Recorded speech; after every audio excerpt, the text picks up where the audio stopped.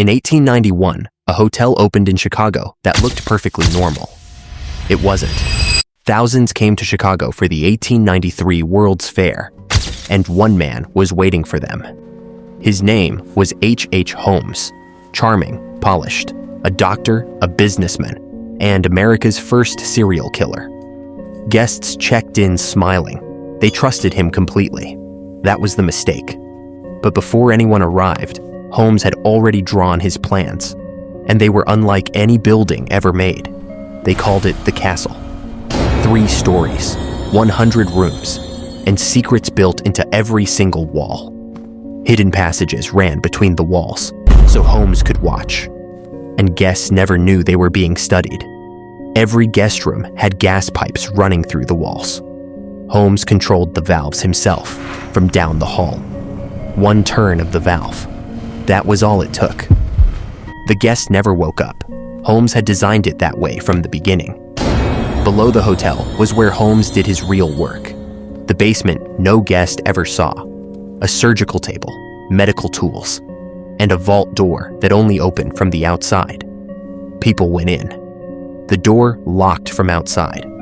No one inside could get out. The furnace burned constantly. Holmes told workers it was for heating. It wasn't just for heating. 1893.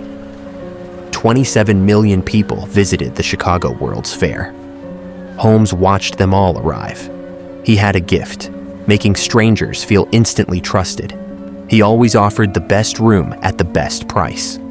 She walked in through the front door just like every other guest. She never came out.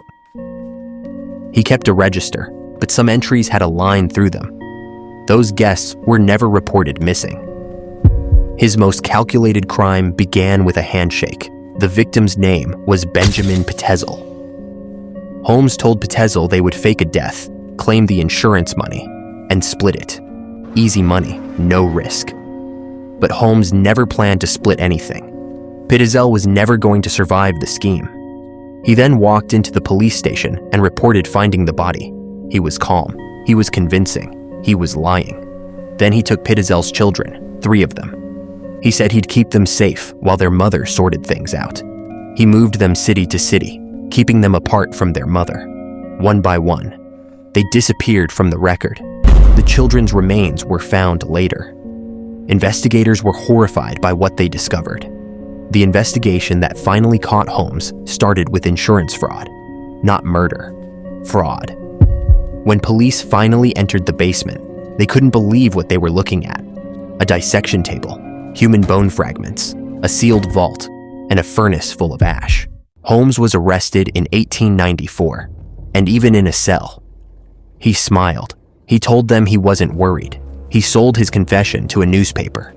He named 27 victims. Some of them were found alive. He defended himself in court. He was convincing right to the end. Guilty. The jury deliberated for less than 3 hours. The night before his execution, witnesses said Holmes was quiet. For once, he had nothing to say. May 7th, 1896. H. Holmes was hanged. He was 34 years old. Holmes had one last request, that his coffin be encased in concrete. He feared body snatchers, or perhaps he feared something else. Nobody knows how many people Holmes truly killed. He said 27. The real number died with him. The murder castle burned down in 1895, before Holmes was even executed, conveniently or deliberately. That was his true genius, and his true horror. In daylight, he was charming. In the dark, he was something else entirely. The most terrifying thing about H. Holmes was that he looked like everyone else.